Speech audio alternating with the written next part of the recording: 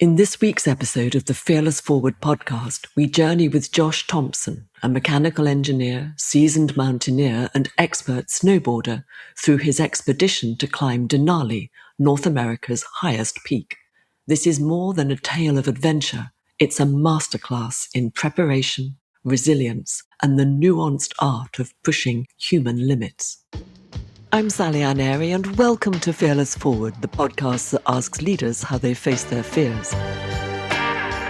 Today I'm in conversation with a near neighbour here in the French Alps who left behind a conventional career in the UK to pursue his dream life in the mountains, and last summer accomplished a feat few dare to undertake. He climbed Alaska's Mount Denali, and when he'd reached its 6,190-metre summit, the highest in North America, through an unforgiving combination of crevasses, avalanches, storm cycles, freezing cold, and intense altitude stress, he then made the jaw-dropping descent on his snowboard. Wind back 10 years, and Joss and his wife Dee were living in Surrey in southern England. Joss was a mechanical engineer working for supercar manufacturer McLaren. Dee was a physiotherapist. Both were enthusiastic travellers, adventurers, and mountain lovers, and Joss was a level 3 snowboard instructor who'd worked 10 winter seasons in the USA and New Zealand. When the opportunity arose in 2017 to take over his parents' alpine chalet business, that's what they did. They've since developed it into a hugely successful year-round activity, as well as starting a family, building their own home, spending every spare moment snowboarding, hiking, biking, climbing, and introducing their 2 young children to mountain adventures. But at the heart of our conversation is Joss's amazing Mount Denali adventure. Stay tuned to hear all about the preparation, endurance, the physical and mental challenges, and the sheer resilience of this extreme endeavour.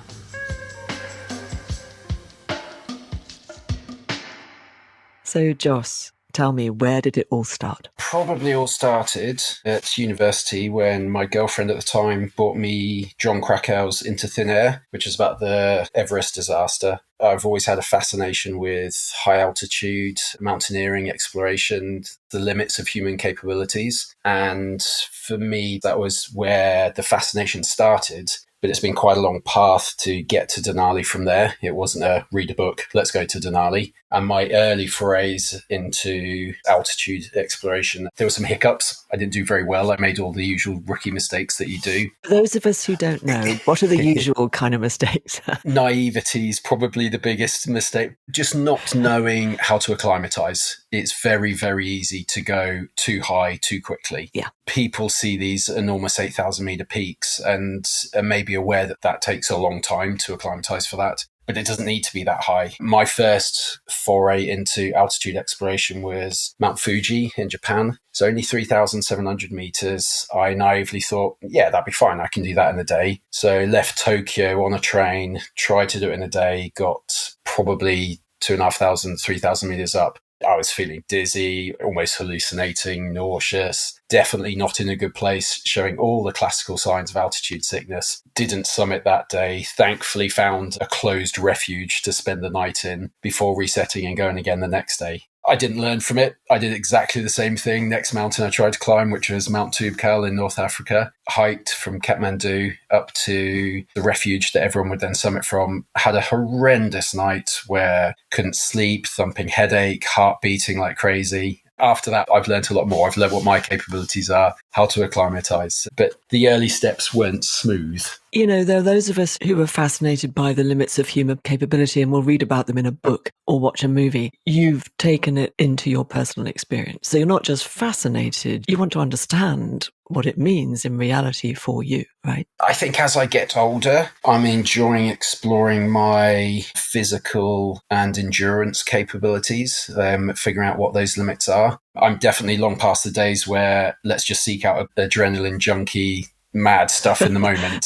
There's more of a process these days. Okay. So the process. You decided at some point to climb Mount Denali over 6,000 meters. Tell us about that. What happened? And you went with a friend. So let's understand what was going on there. I guess in my journey of high altitude exploration, I've come across something called the 7 summits, which is the highest summit on each of the 7 continents. Everest is the one that everyone's heard of. A lot of people probably think Mont Blanc is the highest one in Europe. It's the highest one in Western Europe. It's Mount Elbrus in Eastern Europe. And then each continent has its own highest summit. And to climb all 7 summits, I guess it's the thing in mountaineering. It's a big box to tick, and the first person to do it, I believe, was Dick Bass. And that's a whole nother story. That's an interesting one on the start of modern commercial alpinism. I guess climbing Everest and the 8,000 meter peaks, that's another league and quite difficult to achieve. But there are several of the 7 summits which are definitely obtainable. And Denali, being the highest peak in North America, is one of them. So that was the reason Denali is on the bucket list. And the friend I went with,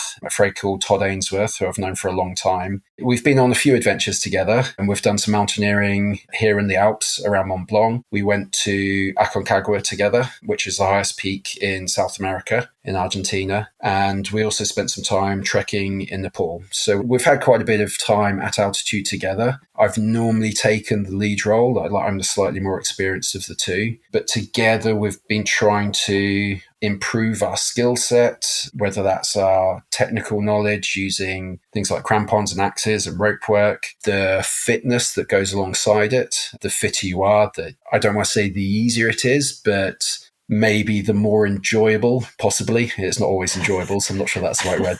The fitter you are, the better chance you have of success. It's a journey we've been on together. It was probably 2 years ago or so where we decided, we think we're ready for Denali. Let's get it in the diary and start getting things booked. Deciding you're ready. And again, you can only know that from experience, can't you? Otherwise, how would you possibly know that you're ready to do this thing? Oh, it's such a difficult one to know when you're ready, because you can do all the research, you can talk to people who've done it, you can read blogs online, you can look at videos, but until you're actually there and in it, you're never 100% sure. You can be as prepared as you can be, but there's still that moment of, got to go for it, and just hope that you've prepared well enough. Yeah, and that applies to so many things. Anyway, let's go back to this climb. So there you were. Take us there, Joss. You thought you were ready. You went for it. Take us to that point of arrival. At the bottom, I mean, not at the top. Yeah. As part of the acclimatization training, I live in Samoin in France. We're based at 700 meters, which is better than sea level, but doesn't really count. Whereas Todd lives in Colorado at 3,000 meters. So he's got quite a big head start on me. So instead of flying straight to Alaska, I went and spent a few days with him in Colorado. And we spent a few days, nothing technical, nothing arduous, but just hiking the local hills, which get up to 4,000 meters quite easily. So that was, I guess, the pre-acclimatization part of the trip. From Colorado, flew up to Anchorage in Alaska. And we were really lucky. Todd has a friend with a cabin, which is 2 miles from the base town, which everyone uses. So we were able to use his car, drive from Anchorage to his cabin in the woods, which that in itself was an adventure. To live in a cabin in the woods where there are bears around and moose, and you can't just go to the toilet, you have to take bear spray with you. That was a good adventure in itself. And then everybody who climbs Denali, for the most part, starts at a town called Talkeetna, which is basically at sea level, and you get an air taxi, which is a 1960s Otter airplane. So if you think of Indiana Jones and the plane in that, that's the plane you're in. You're behind the pilot. You can talk to him. You've all got radios, so you can hear his communication with the control tower. Amazing. You fly over this amazing range with the most beautiful views. Starts off with a kind of tundra, like lots of lakes, the odd cabin in the woods, and then builds to the foothills, and there's glaciers everywhere. And at this point, you're mentally thinking like, oh, that's where we're going to land quite soon. This is feeling quite real now. They land the plane on a little side glacier. I'm going to have to do most things in feet because it's America, they work in feet, and most of their base camps are based on the height of feet. The plane lands you at 7,800 feet on a side glacier, drops you off with, we had about 120 kilos of gear between us. So all your food, all your fuel, all your equipment, all your layers, everything you need to survive on your own we had 2 weeks worth. We'd originally planned for a bit more, but we had 2 weeks worth of gear. They drop you off. the plane flies off, and then you've got this sudden feeling of, this is real. We are here. We're on our own. We went unguided. There are other people around. There's other people who get off the plane at the same time as you. There's people waiting to get off the mountain. They've finished their expedition. But yeah, that was very much this is real. This is where we are. We need to go. So in that moment of this is real, how did it feel? It's really difficult to describe it. You want to take a moment just to absorb where you are, take in the scenery, because from there you can't see the summit of Denali, but Mount Hunter and Mount Foraker are right there, which are also very famous mountains in the Alaskan range. Hunter especially, it kind of looks like the Eiger, so you've got this enormous 1,000-meter plus face that it's really intimidating. I think you just try and collect your thoughts, gather yourself, enjoy where you are, but quite quickly we have a task to do. We were dropped off late at night. The planes hadn't been able to fly for a few days due to the weather. They got a clearing. We were dropped off at 7 p.m. and we wanted to get to Camp 1, basically, which is relatively flat, but it's quite a long distance. And we knew it would take a few hours to get there. Because of how far north you are, the sun sets, but you always have daylight. So we weren't time restricted, but we want to maintain a fairly normal body clock. So it's probably after 5 minutes or so, we've unpacked our gear. We need to get moving. It's time to get out of camp, really. And 60 kilos each is too much to carry on your back in one go. So about half of it goes on your back, and then you have a sled, or a puck, as some people call them. So you load up your sled, you arrange your rigging, your rope work. So you tie everything to the sled and make sure it's secure. You don't want anything falling off and disappearing down the mountain. And then you have to attach the sled to yourself so that it doesn't run away and lose all your kit. Once you're ready, and Todd and I had never had the opportunity to train with a sled, so there was a little bit of technique figuring out. So my previous comments of all the preparation, like some of it you have to just figure out when you're there. And then we set off for Camp 1, which I think we got there at about 11:30. We were the first people to leave base camp, so it's very much a feeling of being alone in the mountains. We know the route. The route is marked with what are called wands, bamboo stakes in the snow, so you can follow what's a predefined, relatively safe track, avoiding crevasses. And there are signs that Camp 1 has been used. People generally build snow walls around their tent to protect them from the weather. There'll be signs of previous life. It probably took us an hour to set up the tent, boil some water, rehydrate food to eat, and get into bed and try and sleep well and recover a little bit before what really was the real adventure for the following days. Because I imagine rest is very important, the right amount of rest. Absolutely, it's important. It's difficult to recover once you start going higher up. You can't move all the time every day. You have to stop, you have to sleep. Taking rest days when and where you can or when appropriate is important. But equally with rest is staying hydrated and just trying to consume as many calories as you can. Once you get to altitude, and everyone's different, but it's really hard to eat, especially the higher you go. So it's not possible to maintain weight, basically. It doesn't matter how much you eat, the amount of calories you're burning, you lose weight. That's part of the challenge. So yeah, rest, hydration, nutrition are all really important. Yes, and we didn't talk about this, but does it help to bulk up a bit, so to speak, before you even start, so that the loss of weight is less significant? That's a really good question, and there's differing theories. As I mentioned earlier, fitness is a big part of it. You want to turn up as strong and physically fit as you can. And I guess this is one where just a bit of experience comes in. My natural weight is 81 kilos. I know if I get much below 75 kilos, then my energy levels drop off. I start to lose a bit of performance. But at the same time, if you're too heavy, you're carrying more weight and you're slower and it's harder.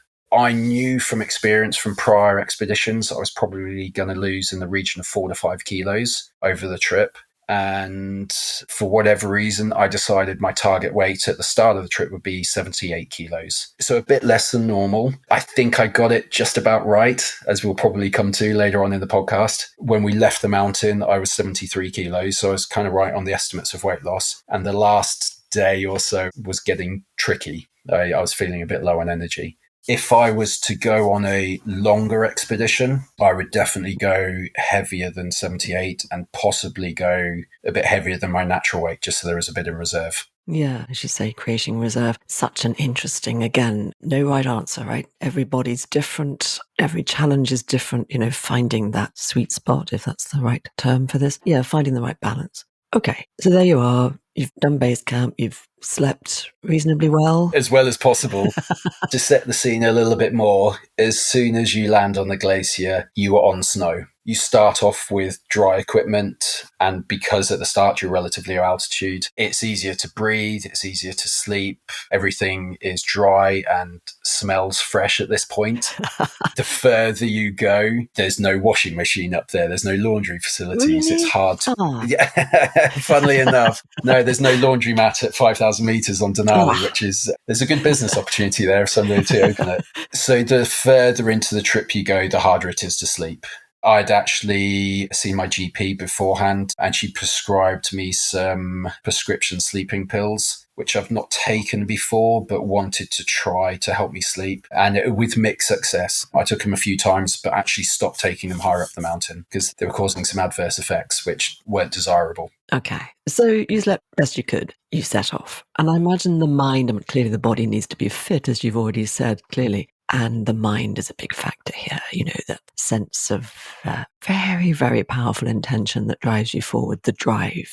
Let's move on to full day one, I suppose. You've walked for several hours when you first landed, and then you've got your first full day. So talk us through that a little bit. To go from Camp 1 to Camp 2, which is known as Camp 11 because it's at 11,000 feet, most teams will spend 3 days doing it because of the change in altitude from Camp 1 to Camp 2, and there are a few pitches which are quite steep. It's really challenging to do it with all your gear in one go.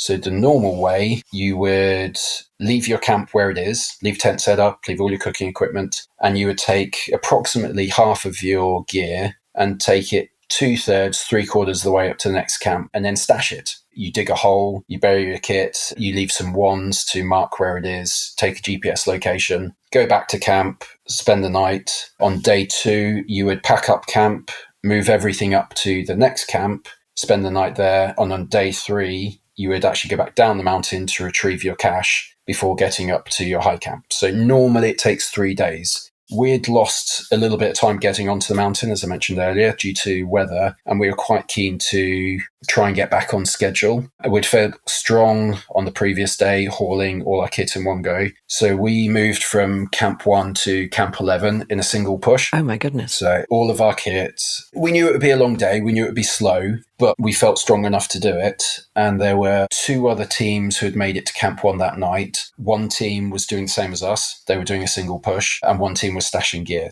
Again, from doing our research and talking to people and reading people's blogs of their experiences, we knew it was possible. We knew it wasn't a stupid idea, but we knew we're in for a long day, basically. Yes. We started off in bluebird conditions. Clear skies, no wind, hot, t-shirts, all vents open, trying to stay cool. You don't want to sweat too much. As the day went on, we were first out of camp, but the other teams caught up with us and passed us. The team who were stashing gear, they were light, so they were super quick. The other team who were doing a single haul, they were time restricted. So they had to move quickly. They were going really light and fast. So they were quick enough. And that's fine. It's not a race. You will always be surrounded by people who are fitter, stronger, better than you. That's okay. As long as you're not the weakest. You don't want to be last.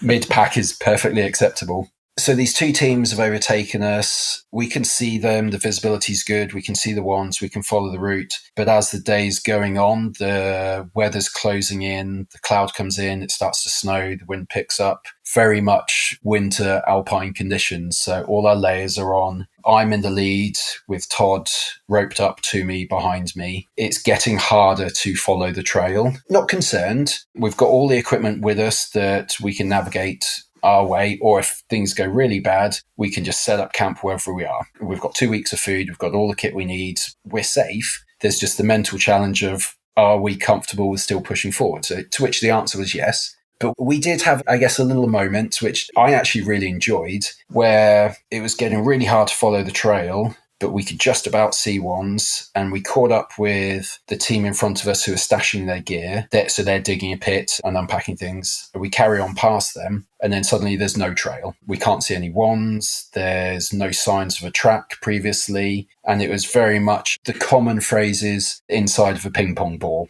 So that will hopefully conjure up ideas of what you can see. There's no differentiation between sky and land. There's no texture to anything. You can see the tips of your snowboard, but not much else. Gosh. Knowing that we're in heavily glaciated terrain, so there are regions of crevasses, there are regions where avalanche is very much a risk. It is snowing quite hard. I feel safe where we currently are, but it doesn't seem the right idea to keep going blindly when we're not sure if we're on the trail or if we've lost the trail. So what did you do? What did we do? We dug a small pit so that we could get into and protect ourselves from the weather, to get out the wind so we don't get too cold, and decided we can wait an hour. We have time. We're not daylight restricted. Let's just see if we get a clearing to see if we're on the right track or not, see if we're going the right way. We waited for about an hour. We got a very brief clearing directly in front of where we were going. It told us we were on the wrong track. There was no signs of any wands or anything. So it's like, okay, we're not going in the right direction. What do we do? How do we refine the trail? Amazingly and luckily, the team stashing their gear were still there. They were behind us. So we went back to them to talk to them. And a lesson learned, we probably should have spoke to them the second we saw them on the first time round. They had actually lost the trail about half an hour before, and the ones that we'd been following were their ones. So we'd been following their trail to a dead end. A little bit of talking with them on Todd and myself. We think the trail is off to the right. What do you guys think? And we all came to the same conclusion.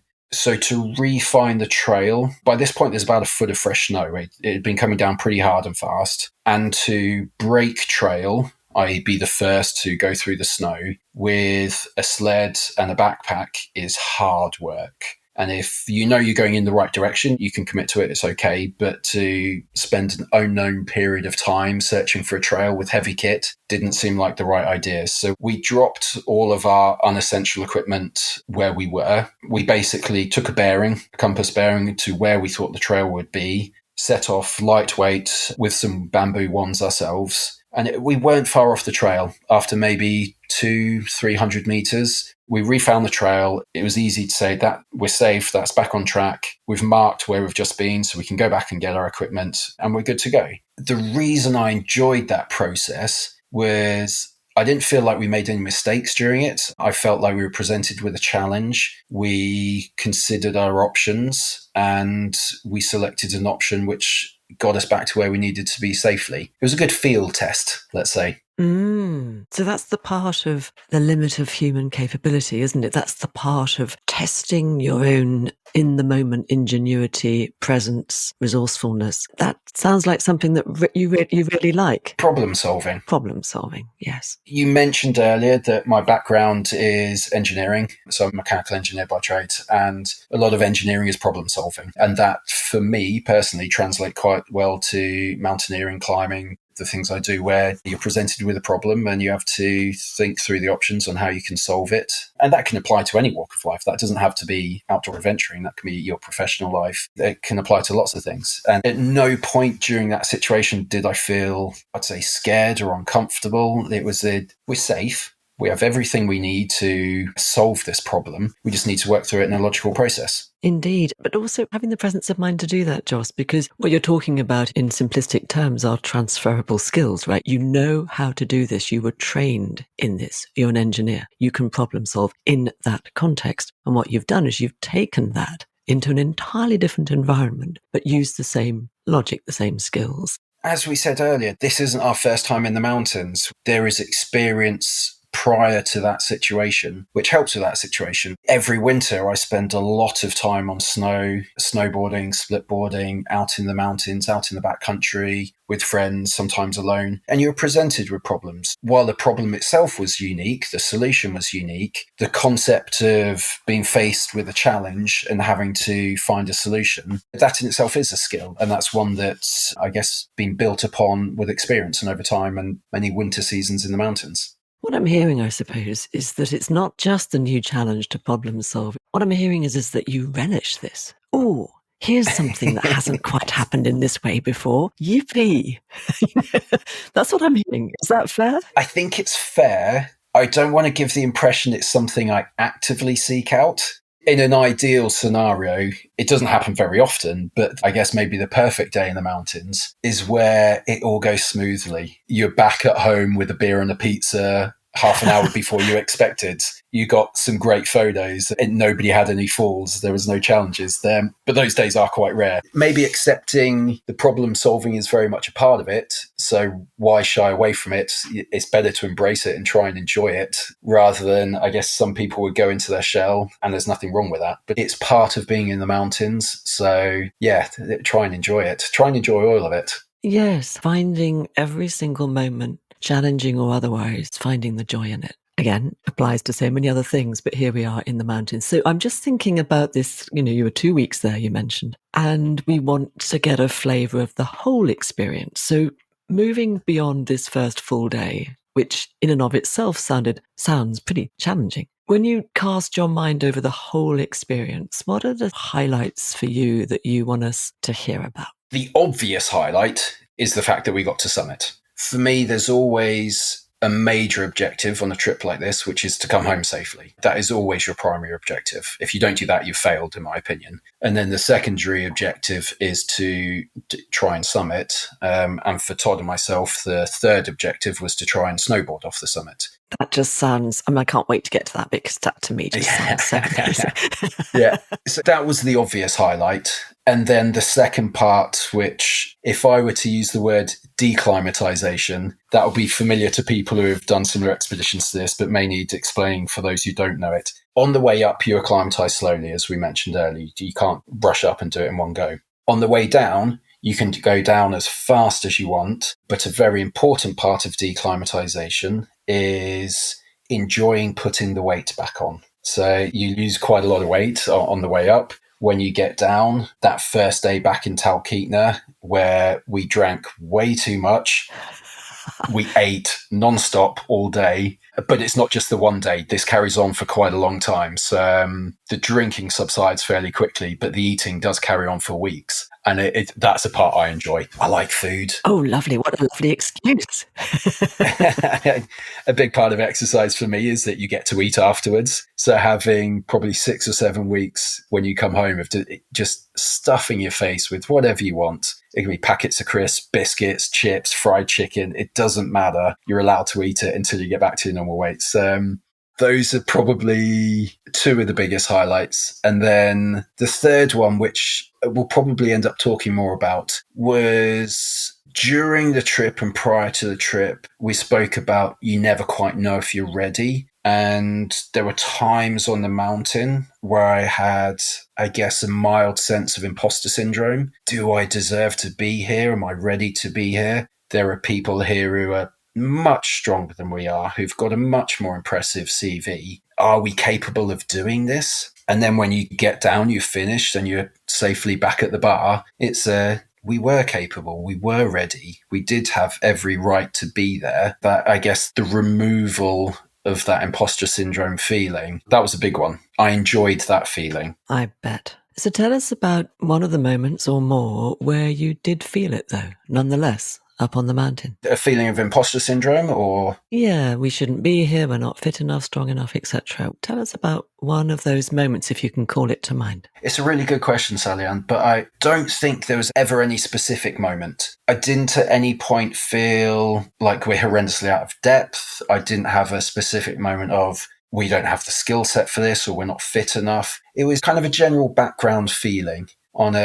Each day is going to present new things. So there's the expedition as a whole where are we ready for this? But each day would have its individual tasks. Yeah, I don't think there was an individual moment of, wow, I don't think we should be here. It's just that kind of general background hum, I guess. Background hum, like a kind of an undercurrent is what I'm feeling. Yes. And looking back and thinking about it now, is that kind of a fear there? Fear of something? Fear of not succeeding? Fear of making a fool of yourself? Whatever, I'm making things up here. But was there a fear that's associated with the sense of imposter syndrome? Yeah, I guess so. I didn't want us to come back embarrassed at how we'd performed. We've both got a really good group of friends who are all well aware of what we're doing. And if we haven't summited, that's okay. You can deal with that. But if you go and just make a fool of yourself, and then when you get back and you're sharing that beer with your friends and telling the stories, and they're looking at you like, yeah, you weren't ready, you shouldn't have been there. There is, I guess, a fear of being in that situation. No, not a massive fear, but it's when you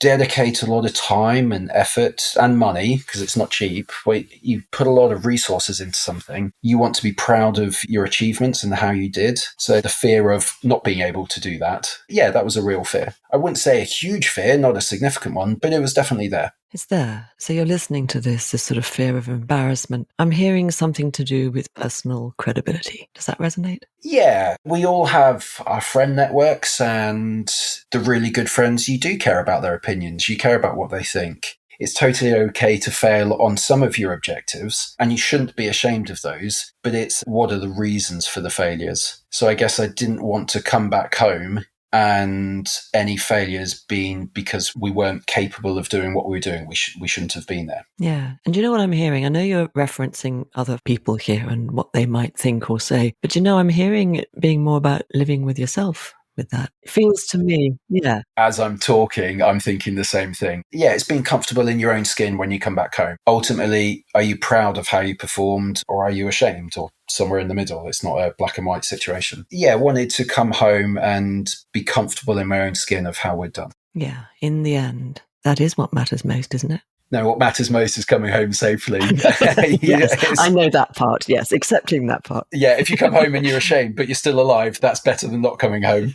Yeah, I guess ultimately that is the most important one, being comfortable in your own skin on how you've done. And other people's opinions, while they're important, they're not the most important. Interesting, isn't it? So many factors here, and then recognizing what actually really matters. So you reached the summit. Take us there. What was it like? The summit. So we're skipping out a couple of fairly key events lower down. All right, don't let me brush over them. What are they? You've asked about the summit, so let's talk about the summit. Okay. As I mentioned before, I've been to Kilimanjaro in Africa, and I've been to the top of Elbrus in Europe. And there's a point when you're maybe 5 to 10 minutes from the summit, and you're going to get to the summit. And for me, that's the most magical moment on the mountain. It's brilliant because all the hard work, you're going to achieve your objective. You're not there yet, but you can see it. It's in touching distance. And those are the kind of 5-10 minutes where you can give yourself a really big pat on the back, basically. You can savor the moment. Your stress levels can drop a little bit, providing the terrain's safe to do so. And while Todd and we'd been on a few expeditions before, neither of us got to the top of Aconcagua. And in Nepal, we'd planned to climb a mountain called Island Peak. I'd summited, Todd hadn't. So this was effectively Todd's third expedition. So to get to the top as a team, that was a really nice moment as well. Those last 5-10 minutes, they're not completely devoid of risk. The summit ridgeline is at times very exposed. Not necessarily on both sides, but there are times where this is a no-fall zone. You're effectively walking on a path that's fairly wide. You shouldn't fall there, but you can't switch off completely. And it was cold. You're at nearly 6,200 meters. The temperature with wind chill was minus 50. You're wearing every bit of clothing you have and some. We got really, really lucky on summit day. We had a window of maybe half an hour, so we could see the summit from a little way off. We had good visibility. When we got to the summit, we were the only ones there. There was nobody else on the summit with us. We could see down to the valley floor, and we had probably 5-10 minutes on our own before another party met us on the summit. And that was brilliant. So to share that moment with Todd, to take the photos, to know that the first half of the mission was done successfully, it's a great feeling. And it's only really one that people who've experienced will be able to really comprehend. You've either experienced that moment or you haven't. It's really hard to put it into words how it feels and do it justice. Indeed. I can imagine it, but I don't know the direct experience of something at that height for sure. So you're up there at the summit. What are you seeing? Can you give us a bit of a picture of what was available to you at that time? Yes, like most summits of that height, there's a few prayer flags. I can't actually remember the exact details. I think there's a metal spike marking the summit. I do have photos of it, but it's funny the details you do and don't remember. I remember having views down to the valley floor. Not perfect, crystal clear blue sky days because there were clouds around us that were coming in and out, but being able to see down to the valley floor. It's a relatively safe summit. It's not massive. You've maybe got 5 meters by 20 meters, but it's an area where you can walk around a little bit. You can drop your bags. Todd had some banners for a company he's good friends with, and a company I know as well. So we took some photos with their logos. Low key, but that is quite a common thing on summits like that. It's funny, the views aren't the bits that are really strong in my memory. It's more the emotive feelings that are the ones that conjure up strong memories. So then you began your descent. So preparing for that, tell us, you mentioned it earlier. Talk us through the preparation for the descent and what then happened. Yeah, there's definitely some mental preparation at this point. We saw a few people skiing off the top, and it's not too unusual for people to ski off the top. But in terms of snowboarding, we saw 1 or 2 other snowboarders the whole trip, where we don't know if they summited or not. We don't know if they summited on snowboards.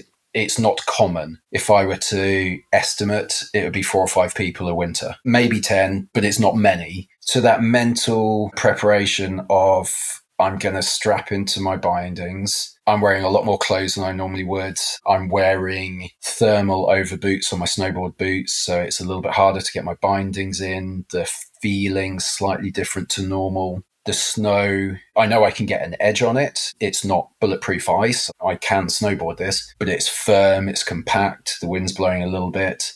This is the point where I'm not allowed to cock up, basically. Okay. And my favourite times in the mountains are when the conditions are amazing. You've got deep snow, there's no avalanche risk, the terrain's good, and you can rip and just go full throttle. This was not one of those moments. You're very much doing your safety turns, taking it very carefully. I'm snowboarding with an ice axe in hand, so that if I do lose an edge, if I get something wrong, I can self-arrest. I'm not going to slide forever. I'm not roped up because you wouldn't normally rope up for a descent like that. So I need to be aware of, are there things like crevasse danger where I'm going, which for the route we're on, there wasn't. It was okay. Your senses are as heightened as they can be at that point. You're, I guess, on full alert and taking it just very, very carefully. I don't know, probably the first 50 meters was actually very mellow in its gradient, just traversing back round the ridgeline, and was, I guess, a good confidence builder. Todd didn't snowboard off the top. He had his snowboard with him, but he wanted to progress a little bit further back down the ridgeline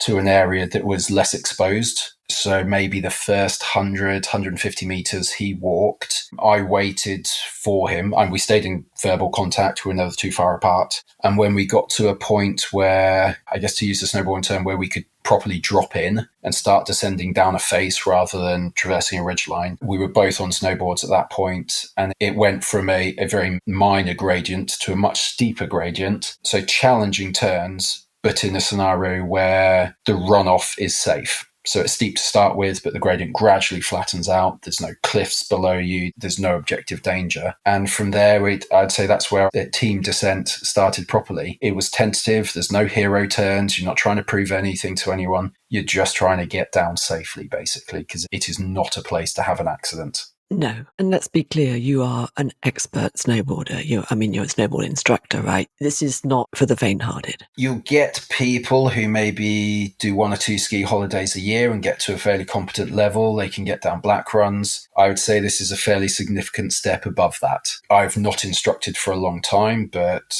as you mentioned right at the start, I was a level 3 snowboard instructor, having got my qualifications in New Zealand. I've done 20 seasons now, 10 of those instructing, 10 riding for myself. I spend a lot of time on terrain that's enjoyable but challenging. I feel very comfortable in what my limits and capabilities are. I don't want to sound arrogant or full of myself, but I'm a reasonable snowboarder.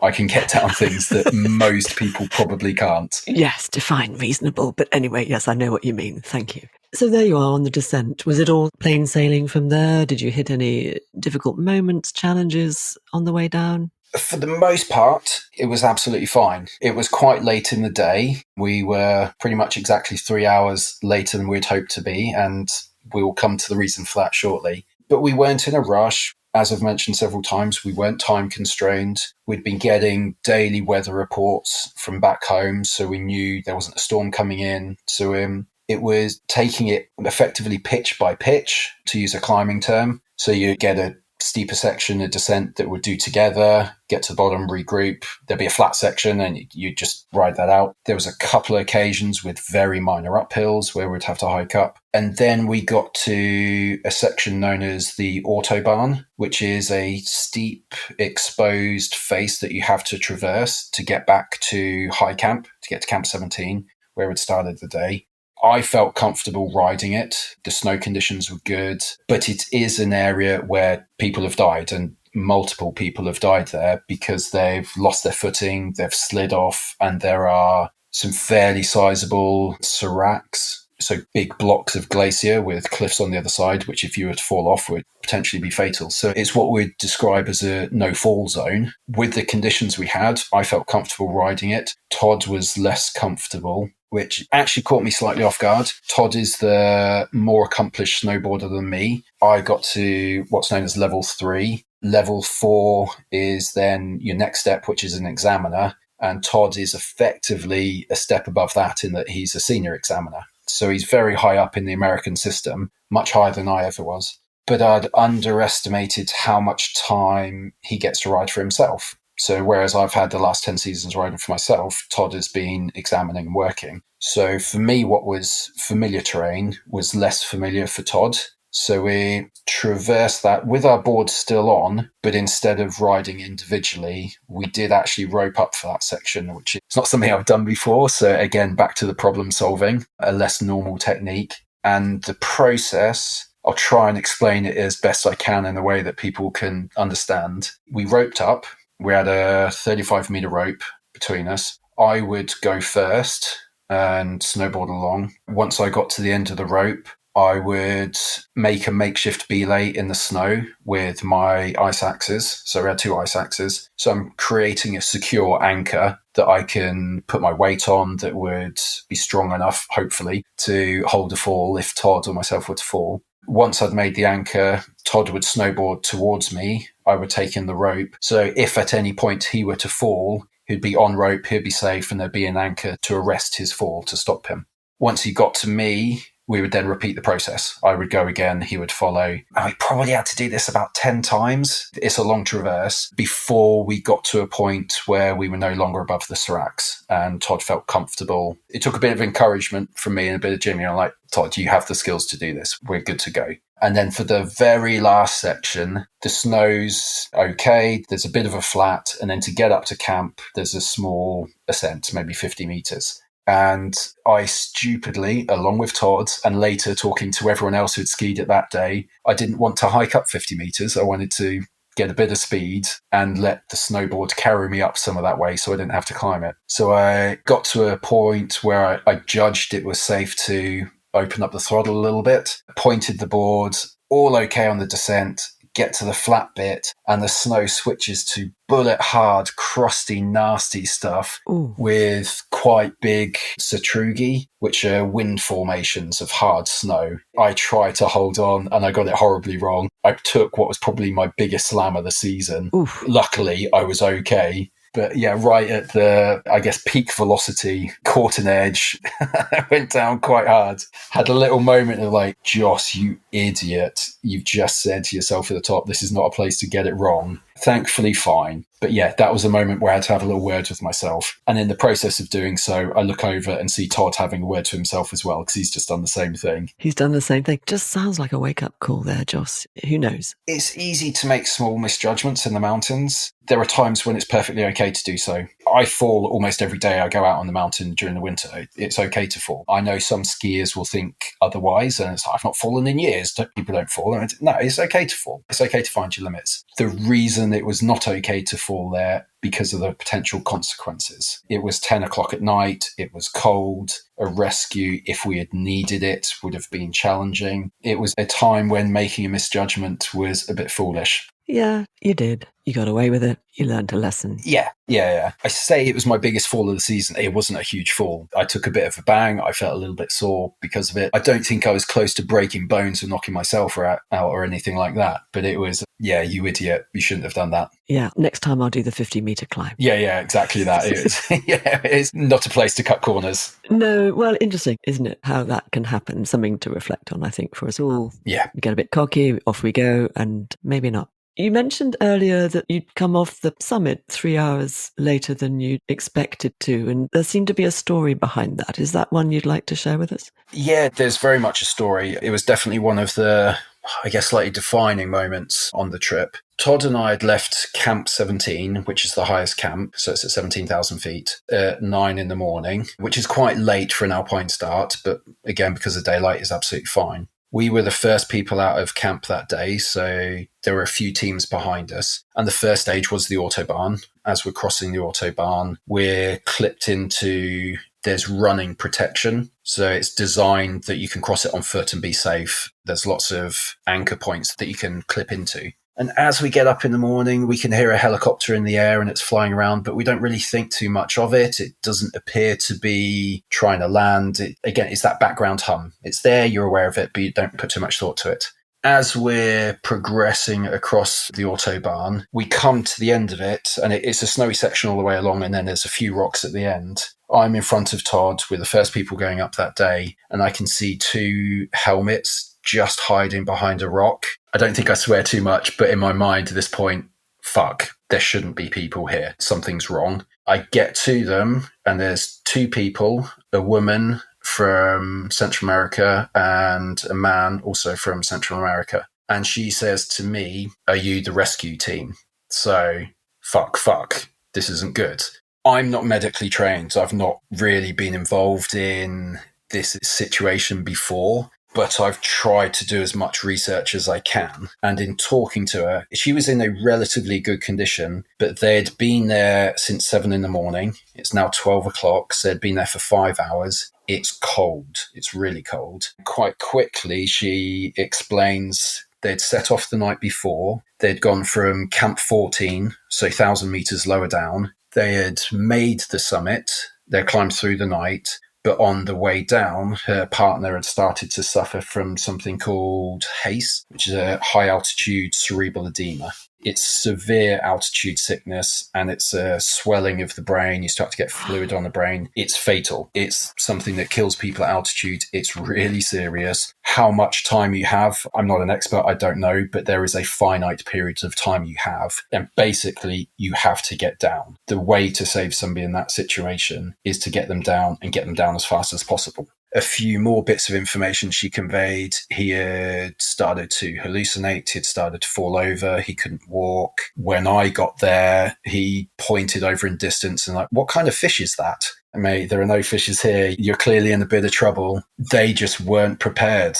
They didn't have the right amount of clothing, so they were both hypothermic. And there was a point where we were pretty convinced he was going to lose some digits on his hands. We saw his hands. They did not look good. We were a bit concerned for her fingers. Because Todd and I were first on scene, and again, from seeing the GP, I had the right drugs to administer. So I administered something called dexamethasone, which is your immediate first aid drug for somebody with HACE. And amazingly, he mentally came back quite quickly. Within 15 minutes or so, he was able to answer questions like, "Where are you? What are you doing? What happened?" Gosh. And he was mentally there, but physically, he was a mess. He couldn't stand on his own, and she wasn't much better. During this period, the team behind us had caught up. They had 2 EMTs in the group, which is an American qualification as an emergency first responder. So quite quickly, those 2 took over the first aid side of things. They also had a member in their group who was, I don't want to say he was old, but he had a senior figure authority. And straight away, he was on the radio trying to get hold of the park rangers. And it turns out the park rangers were well aware of the situation. They'd been on radio communication with the 2 casualties since 7 o'clock in the morning. The helicopter that we had heard had been flying around all morning trying to locate the individuals. They're called for the rescue. Todd and myself were now there. This other team were there, and other groups did appear as well who were offering help. So between us, we had spare clothing to give them to keep them warm. We had the medical expertise. We were in radio contact with the rangers and the helicopter. But to rescue somebody from, we were at 5,500 meters, is not an easy task. And like I said, it was windy. The clouds were in and out. It was difficult to make visual contact with a helicopter, but eventually we do get visual contact with him. And very calmly, he comes over the radio. I'm going to get a long line. I can't land where you are. It's too windy and I've got too much fuel on board. So we'll perform a long line rescue. I've got too much fuel for that. I'm just going to go and fly around for half an hour to burn off fuel so I'm a little bit lighter. Clearly a very, very experienced helicopter pilot, not his first time doing it, but for everyone else, like, wow, it's amazing, but it's also extraordinary and pretty scary at the same time. Eventually he comes back and he's got, let's say, a 100-meter cable dangling below him with a small metal cage big enough for one person. And if I were to estimate, I'd say the winds were probably blowing at 40 miles an hour where he was, a little bit lower where we were on the ground level. But he was hovering above us. In terms of movement, he's completely stationary, but he's effectively flying forward at 40 miles an hour. And you can see the rotor wash flying off the back of the helicopter. It was amazing to see. And he very gradually, probably half a mile an hour, brings in this cage, casually places it down next to us. And we've received instructions from the rangers of what to do at this point. And it took 6 of us to carry the gentleman, the casualty, and lift him into the cage. Everybody's wearing harnesses, so we clip his harness into the cage so he's safe. We give the signal to the helicopter pilot to lifts him up and takes him down to Camp 14, where there is a ranger station and they can administer proper treatment. There's a moment, I guess, of quiet and tranquility as we're waiting for him to come back for the second casualty, which it's maybe 5-10 minutes. He comes back. She's more physically able, but it still takes a couple of us to help her get into the cage. We put their bags in the cage, give the signal, she's gone. And then there's suddenly this moment of we're alone again. We've just been involved. This took 3 hours from start to finish. What do we do? Todd and I had the conversation. What do we do? The other main group with the EMTs and the senior figure, you could hear them having the same conversation. For me, I still felt like going for the summit was okay. We'd lost time, but we hadn't really expended any energy. Time wasn't a major factor for the day. So I was happy to go on. Todd was a little bit, I'm not sure, maybe we should go down. And if he'd insisted on going down, I would have been fine with that. But I wanted to make it very clear to him, if we go down, I want to have another attempt at the summit.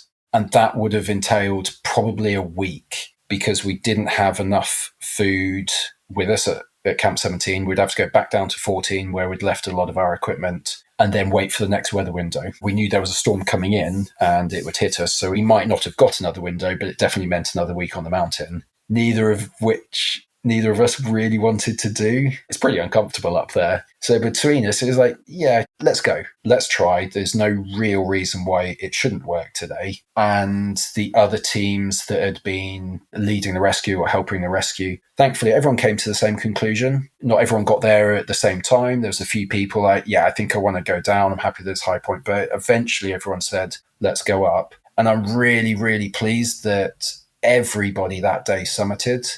Everyone had been willing to stop and help. And some people were just sitting and waiting on if I can do something, say, I don't want to go until we know it's okay.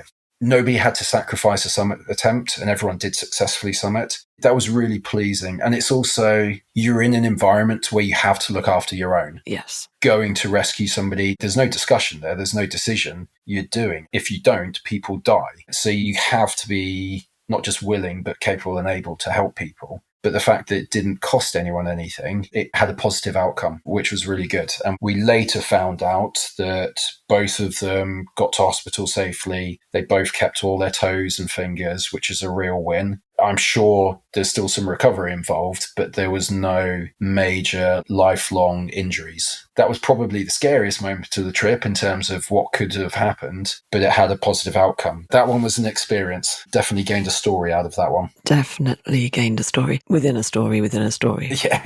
Yeah. I'm guessing his cerebral edema thing passed. It didn't cause any lasting damage as well. The other important, significant thing, I guess. To my knowledge, no. It is something that if you can get down quickly, it does normally clear quite quickly. And on our way back down during our descent, Todd and I checked in with the park rangers just to ask how they were, if they had an update. And we also checked in Talkeetna when we got off the mountain, because you have to sign out of the mountain. We checked in again with the park rangers there, and they said they're safe, basically. Amazing. And so you had this amazing experience of, as you said, no question, of course you're going to stop.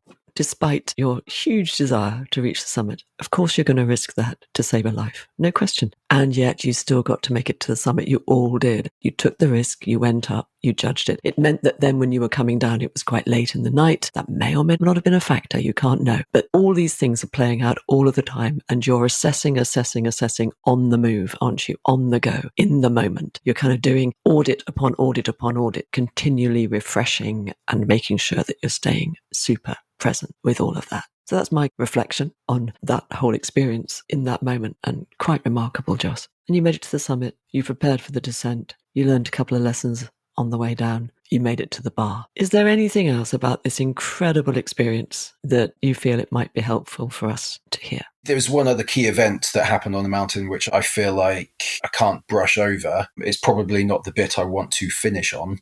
Mountains are dangerous. We were involved in a rescue that thankfully had no casualties. But prior to going on the mountain, we'd been made aware that a skier had a fatal fall. At the time when we passed the location where they had the fatal fall, very much brings it home that this is a dangerous mountain. And then, I'm not sure which day it was, maybe day 5 or 6, as we were getting to Camp 14, which is the main base camp area. It's where most people spend most of their time on the mountain. So there's a lot of people there. There's a lot of tents. It's this amazing amphitheater with these huge 2,000 meter faces around you. Gosh. As we're getting there, it's a bluebird day. There'd been a lot of snow the day before with some wind. There's an energy in the mountains when you have days like that. People are excited for the conditions, which sadly can cloud judgment. And just as we were pulling into Camp 14, we didn't see the avalanche happen itself, but there was an avalanche in an area known as Rescue Gully. We could see one victim caught on top of the avalanche in the debris, but clearly really distressed. Their lower body, like their feet and snowboard, were stuck in the snow, basically.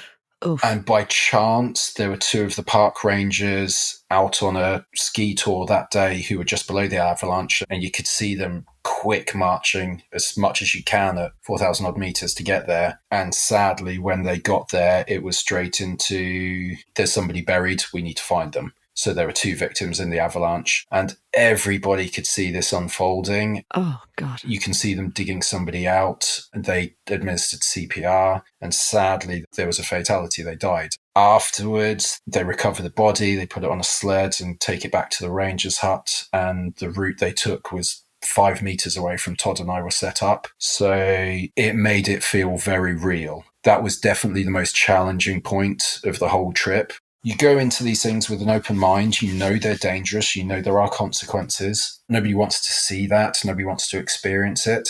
Mentally, that was a tough moment.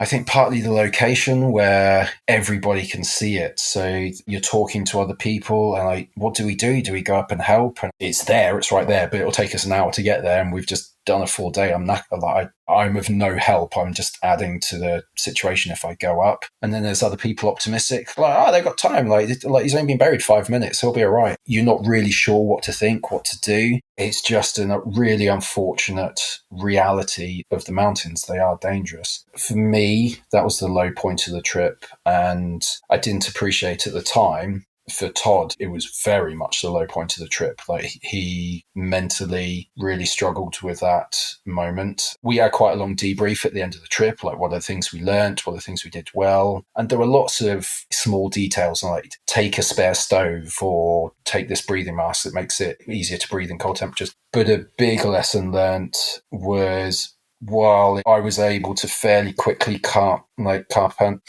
what's the word I'm looking for? Compartmentalize. I might need some help here. In a box. I was able to put it in a box fairly easily and put it to a side, like not to dismiss it, not to forget it, but to put it to one side. Todd wasn't able to do that, and he was very much stuck in his own thoughts until we sat down and talked about it later on the day. I'm like, how do we both feel about it? What do we want to do? What's our plan? Me personally, I never had any thoughts of killing the expedition there and going home. I can't speak for Todd, but I know he struggled just being in the environment he was in, having seen what we'd seen. But as soon as we had moved past it and agreed a plan for what's our summit strategy, when do we go, what day, what do we take, as soon as we had a plan, he was also able to put it in a box and move past it. The lesson learned for me was, just because I'm okay with something, or just because I'm dealing with something in a certain way, doesn't mean the people around me are dealing with it in the same way. They could be much better than me. They could be worse. And the best thing to do is talk about it. Yes. Yeah. Whether you've got that little box that you can put things in or not, talk about it. That was a good lesson learned, really. In terms of why the avalanche happened, that's a completely different debrief and a much bigger one. There were definitely mistakes made. I can understand those mistakes, because when you get into that situation where there's a high energy environment in the mountains, there's good snow, there's steep lines, people want to get after it. It's one of the reasons you're there. It's an understandable mistake. Indeed. The balance, we've used that word a couple of times now, between the risk and the gain, I guess. And keeping the risks in mind without them destroying the joy of the moment is a real skill in any situation. And as you say, recognizing that everyone deals with things differently. We all relate to experiences differently. We all have our own truth in that sense, right? Yeah. And what you were able to do with your old friend is talk it out and listen, not just talk it out, but you were listening. And together you worked out what he needed to be able to move forward without that difficulty holding him back. The mountain, let's just broaden it out here a bit. Here we are both living in the mountains in the same valley. And whether you're climbing something at over 6,000 meters or whether you're just going for a walk for an hour or so in any given day, the lessons that they can teach us in so many different ways at so many different levels, if we look and listen. Thank you so much, Joss, for sharing this extraordinary experience. And let's remember it's extraordinary. So when you think of all of this and everything that you've called to mind today, brought back into your mind for this conversation, when you think about the other things on your list still waiting to be done, what does Fearless Forward mean to you? In the preparatory notes for this podcast, you kindly gave me the heads up that you'd be asking me this question. And I'm really pleased you did, because my initial response with my engineering logical background, what does Fearless Forward mean? Well, it's a podcast hosted by Sally and Airy. Like, that's what Fearless Forward means to me. But I've had some time to consider it. I understand the concept. I've listened to your other podcasts, and you've got some great guests who explain their viewpoint on it really well. For me, Fearless Forward, it's a concept that you have to apply really carefully in the mountains. There are times when it's okay to be fearless, when your skill set, your knowledge of the environment, you know that you're in a safe place with low consequences, so you can be fearless and you can move forward. But for me, it's knowing when that's okay. To just blindly go forward fearlessly, you won't last in the mountains very long if you use that strategy all the time. I guess for me, Fearless Forward is when it's appropriate, go for it, when you know you can be fearless, but it's something that you can't apply all the time. And that's okay. It is okay to have fear. Fear's normally there for a reason. It's normally trying to tell you something. When it's okay to be fearless and you're comfortable going forward, great. But if you have a bit of fear, it doesn't mean you can't go forward. It just means you need to assess the situation on am I ready for this? Am I prepared? Have I done my homework? Is the situation safe? Do I have the skill set? Does the team have the skill set? So it was a new concept on me, but it's absolutely there. It exists. But knowing when to be fearless, I guess, is the message I'm trying to get across. Joss, thank you very much. Thank you for having me. What an amazing mountain adventure that's also packed with lessons for us all. And here are my top 5. When you hit an obstacle, don't just press on. Instead, pause, take stock, and review your plan. When a whiteout obscured the trail, Joss and Todd dug in, took stock of all available information, assessed the risks, weighed their options, and then committed to their next steps. People process shock differently. After witnessing a fatal avalanche, Joss was able to compartmentalize the experience, but Todd couldn't until they made space to talk about it and agree a plan. Preparation and planning are essential, and so is the humility to know your own capabilities and limits. They both felt able to go for the summit even after their 3-hour delay, but when it came to the first part of the descent, Todd recognized his lack of recent experience in comparable terrain and adapted accordingly. When getting home safely is your number one priority, don't cut corners. In trying to avoid another climb, they both took a hard fall. Treat fear as a messenger, not a stop sign, and an invitation to pause and satisfy yourself that you're actually prepared for what's to come. And that's as important in leadership as it is in mountaineering. Thank you for listening. Fearless Forward is edited and produced by Mark Steadman. I'll be back with you in 2 weeks for our next conversation about how leaders have faced their fears. To be sure of catching it, go to fearlessforward.org or subscribe to my weekly bulletin at skillfulleaders.com.